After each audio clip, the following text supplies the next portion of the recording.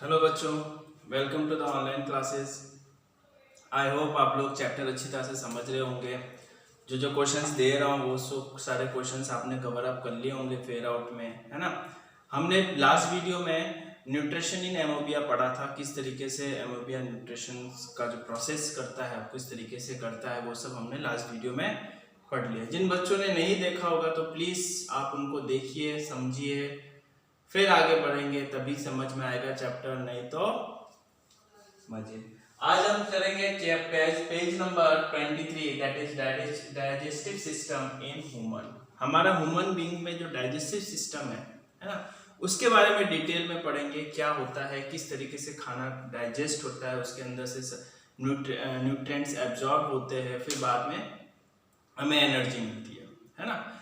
पहला चीज अपन ये देखते हैं कि हमारी बॉडी को क्या चाहिए, एनर्जी चाहिए। क्यों चाहिए? काम करने के लिए, बातें करने के लिए, होमवर्क करने के लिए, जो भी एक्सरसाइज एक्टिविटीज है उन सब के लिए किसकी जरूरत पड़ती है, एनर्जी की पड़ती है। और वो एनर्जी किससे मिलता है, फूड से मिलता है। हम दाल रोटी चावल वगैरह खाते हैं, वही से हमें एनर्जी मिलता है। क्यों? क्योंकि उनके अंदर क्या प्रेजेंट होता है, न्यूट्रिएंट प्रेजेंट होता है, जो कि हमारी बॉडी को चाहिए होता है। ठीक है, यहाँ तक हो गया। अब हम जो रोटी खा रहे हैं वो रोटी हमारी ब्लड में थोड़ी ना घूम रही है, वो कॉम्प्लेक्स कंपाउंड है। क्या है वो कॉम्प्लेक्स कंपाउंड है। उसका डाइजेशन होता है, और डाइजेशन होने से वो किस कंपाउंड में चेंज होता है, सिंपल कंपाउंड में। वो ही सिंपल कंपाउंड जो होती है ब्लड में फ्लो होती है और उससे हमें एनर्जी मिलती है। समझ में आया? तो पेज नंबर आप लोग 23 निकाल लीजिए। आज मैं बुक से पढ़ाऊंगा आप लोगों को। Our body called cell need energy to do work. We get this energy from food we eat, right? हमें वो एनर्जी कहाँ से मिलता है, फूड से मिलता है, जो कि हम खाना खाते हैं, जो ईट करते हैं। The food we eat cannot be used as such by our body. हमारे बॉडी में एज इट इज वो फूड यूज नहीं किया जाता। It is converted into a simple form. The process of converting the complex food substance into simpler absorbable form is called as digestion. मतलब हम खाना खा रहे हैं, रोटी चावल दाल वगैरह मस्त खा लिया हमने, और वही जो है ब्लड में हमें यूज नहीं आ रहा, ना ही हमें उससे एनर्जी मिल रही है। वो पहले सिंपल में टूटेगा, और टूटने के बाद उसमें से ग्लूकोज वगैरह जो भी एब्जॉर्ब हम करेंगे वही हमारी बॉडी को मिलेगा, वही हमारी ब्लड बॉडी को एनर्जी मिल देगा। ठीक है ना। तो ये पूरा प्रोसेस को डाइजेशन बोलते हैं। क्या बोलते हैं हम उसको, डाइजेशन, है ना। इसको क्या बोलते हैं, इस प्रोसेस को क्या बोलते हैं, डाइजेशन। आया समझ में? अगला, the simpler and soluble molecule are then absorb by the body cell. The unabsorb portion of the food is thrown out of the body as faeces. जो अनवांटेड जो होती है, जो कि डाइजेस्ट नहीं होता है, हमारी बॉडी डाइजेस्ट नहीं कर पाती है, जितनी चाहिए होता है खाने का हम यूज कर लेते हैं, और जो नहीं होता है वो हमारी बॉडी से क्या कर देते हैं, निकाल फेंकते हैं। कैसे? आप लोगों को पता होना चाहिए। ठीक है। The process of digestion start in the mouth. Mouth से स्टार्ट होता है, एलिमेंट्री कैनाल, लार्ज इंस्टेटाइन, स्मॉल इंस्टेटाइन्स होते हुए एनएस के थ्रू बाहर आ जाता है, जो अनवांटेड फूड होते हैं। From the mouth the food pass through the food canal called as alimentary canal. अब देखो, आप अपने बुक में देखो, ये जो आपका जो पार्ट है ना, ये पूरा ये जो पार्ट है ना, ये एलिमेंट्री कैनाल कहलाता है। ये जो पाइप जैसा है ना, ये एलिमेंट्री कैनाल कहलाता है। यहाँ से स्टार्ट होता है आपका फूड, यहाँ पे डाइजेस्ट होता है, एब्जॉर्प्शन होता है, और इस एनएस के थ्रू बाहर जो अनवांटेड होता है, जो हमारे लिए कामदायक नहीं है, वो क्या हो जाता है, इसके थ्रू बाहर निकल जाता है। ठीक है।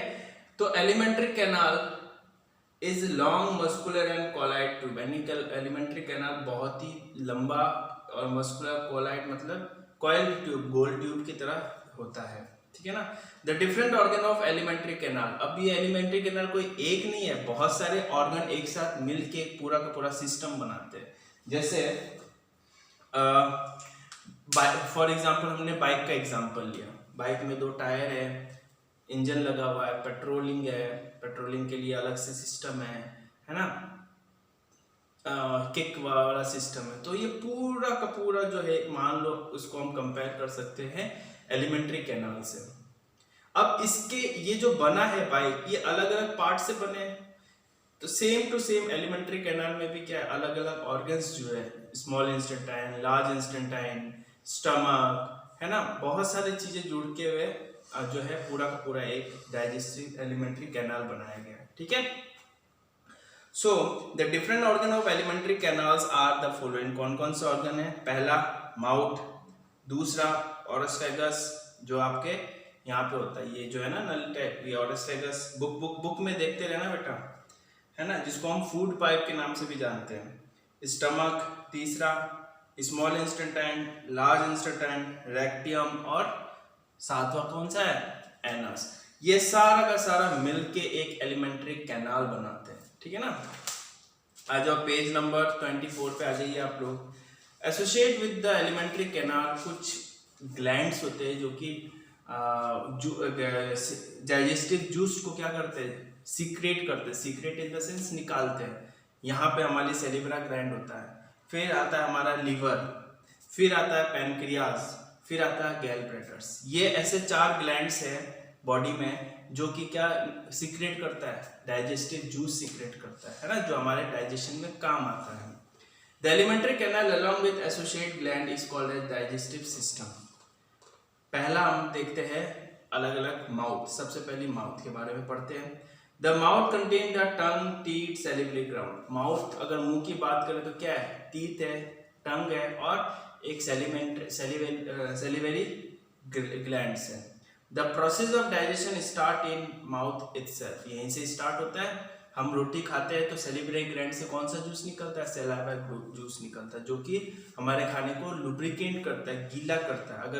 अगर सैलिवरी ग्लैंड ही नहीं होगा तो खाना हमारा गीला नहीं हो पाएगा, और गीला नहीं होगा तो लचीलापन नहीं होगा, और लचीला नहीं होगा तो हम लोग उसको डाइजेस्ट नहीं कर पाएंगे। ठीक है ना। Food is bitten off and chewing by a teeth. The chewed food get mixed with saliva secreted by salivary gland.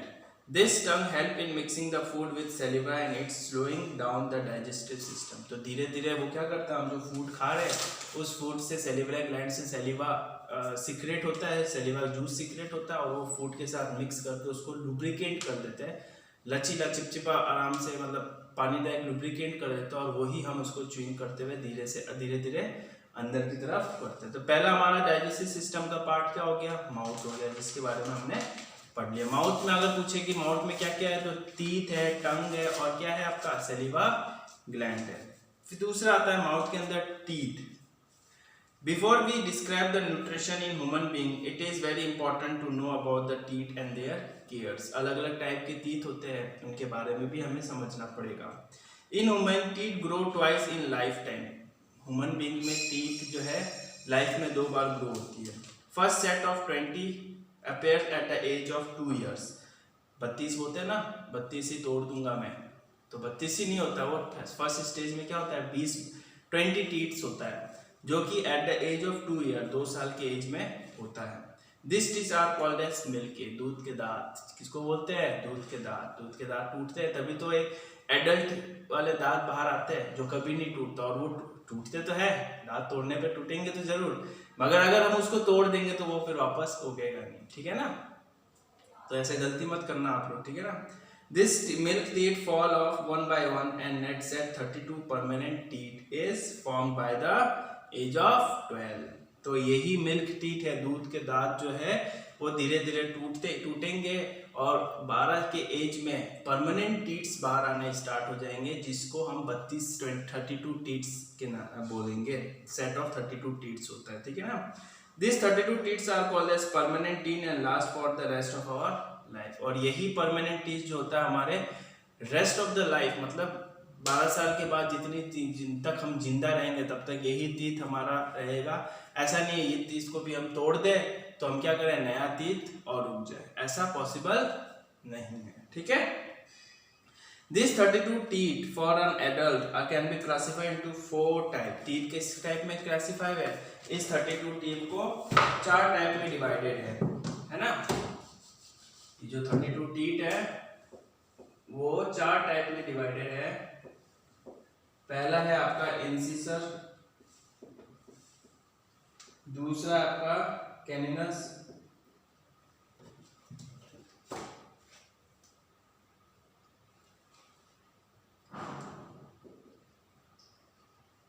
Premolar, और चौथा है हमारा 4 पार्ट में इस 32 टीथ को डिवाइड कर दिया गया है। जैसे कि आप लोग बुक में डायग्राम देख पा रहे हैं कि इंसिसर कैसे होता है, प्रीमोलर्स कैसे होता है, कैनिलर्स कैसे होता है और मोलर कैसे होता है ना। इस टाइप के टीथ आप लोग देख पा रहे हैं। जो इंसिसर होता है वो आपके आगे के दिखेंगे, जो 4 होते हैं, है ना। फिर आपके जो मोरर होता है वो पीछे के जो होते हैं हमारे दाढ़ जिसको बोलते हैं वो मोरर होते हैं, ठीक है ना। वो हम डिटेल में एक बार देखेंगे। 4 टीथ में डिवाइडेड है। The front teeth which help us in cutting and bite the food are called incisor. This are 4 incisor in each जो 2 ऊपर के 2 नीचे के 4 इंसिसर होता है जो क्या करते हैं, बाइट करने में या किसी चीज को काटने के लिए काम आता है, ठीक है ना। Next to incisor there is one canine on each side. These 2 canine in each jaw caninus help in tearing the food.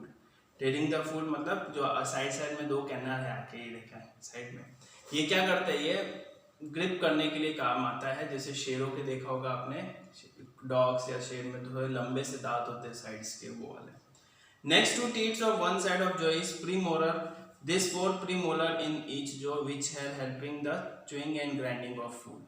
तो प्रीमोलर जो होता है आपके अकॉर्डिंग टू दिस डायग्राम वो क्या करता है, वही चबाने के लिए काम में आता है हमारे फूड्स को। आप आगे के 2 इंसिसर से चबा थोड़ी ना सकते हैं, हमें यहीं पर ही लाना पड़ेगा और यहीं पर ही क्या होता है, वो चबाया जाता है, ठीक है ना।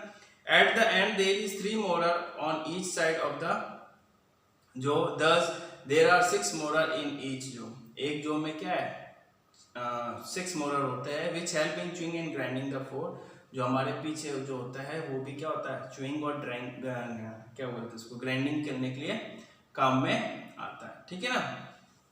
In young people there are 8 molar in all. The second set of 4 molar appear at the age of 18 or even later, है ना। There are called an wisdom teeth. Each जो is an adult has 16 teeth or 32 teeth in all. हर adult के जो है 16 teeth या फिर 32 teeth उनके होते हैं।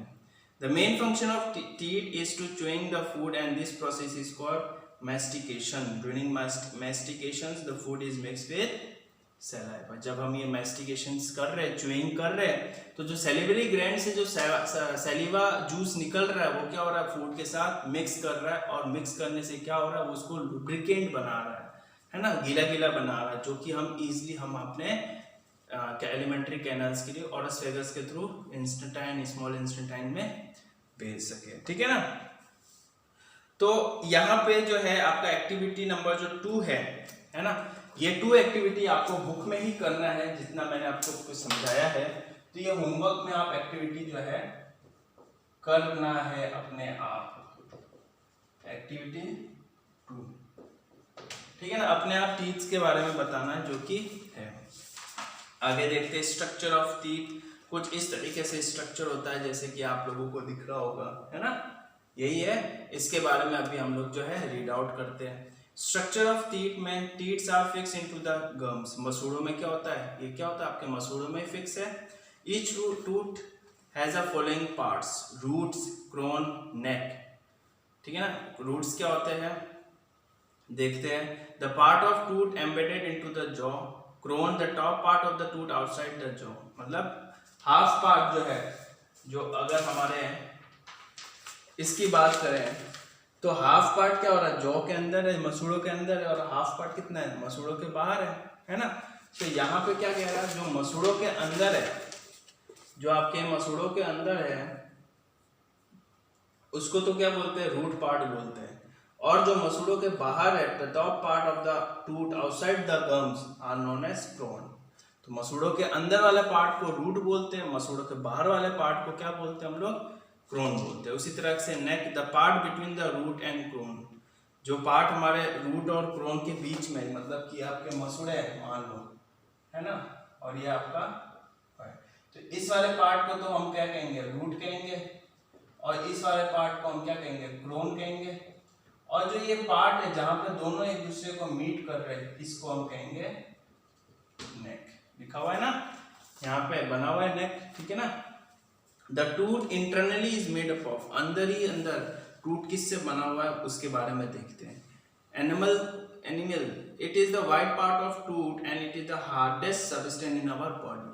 बॉडी का सबसे हार्डेस्ट सब्सटेंस कोई आपसे पूछे क्या है तो आपको जवाब देना हमारे दांत हमारे सबसे हार्डेस्ट सब्सटेंस है। It is deposit outside the crown of the tooth, enamel contain the calcium salt. अभी ये जो टूथ है, ये जो आपके दी है, इसके ऊपर एक व्हाइट कलर का लेयर होता है, ये कैल्शियम जो होता है, कैल्शियम सॉल्ट होता है जिसको बोलते हैं, है ना। ये इसको हम बोलते हैं animals. Dentine is like a bone structure, it is hard. उसके जस्ट नीचे वाला जो पार्ट होता है उसको हम कहते हैं, अकॉर्डिंग टू आप बुक में भी देख सकते हो डायग्राम में, जो ऊपर वाला पार्ट है वो उसको हम क्या कहते हैं, एनिमल्स कहते हैं, और जो सबसे नीचे वाला पार्ट है उसको क्या बोलते हैं, डेंटाइन बोलते हैं टूथ का, ठीक है ना। फिर आता है pulp cavity. Inside the dentine there is a soft pulp cavity which contain blood vessels and nerves. तो अब इसको जब हमने देखा होगा रूट कैनाल वगैरह करवाना, है ना, वो क्या करते हैं कि यहाँ से छेद करते हैं और अंदर ही अंदर क्या होता है, रूट कैनाल करते हैं, एक लगाते हैं, ताकि क्या होता है जो कैविटी वगैरह हो जाता है, दांत वगैरह जो सड़ जाता है उसको फिल आउट करते हैं, ठीक है ना। तो इनसाइड द डेनाइन के अंदर जो होता है, देयर इज अ सॉफ्ट पफ कैविटी होता है विच कंटेन ब्लड वेसल्स, जो कि ब्लड वेसल्स कंटेन करता है, और नर्वस जो है कंटेन करता है, ठीक है ना। तो ये भी हमारे क्या पूरा का पूरा टीथ का क्या है, आपका एक स्ट्रक्चर है जिसके बारे में हम लोगों ने रीड आउट किया हुआ है, ठीक है ना। आगे वाला पार्ट जो है हम नेक्स्ट वीडियो में कवर अप करेंगे, ठीक है ना, काफी बड़ा पार्ट है, नेक्स्ट वीडियो में करेंगे अगले वाला पार्ट। तो आपको होमवर्क में आपको दे दिया है कि एक्टिविटी 2 अपने आप लोगों को करना है, ठीक है। Thank you.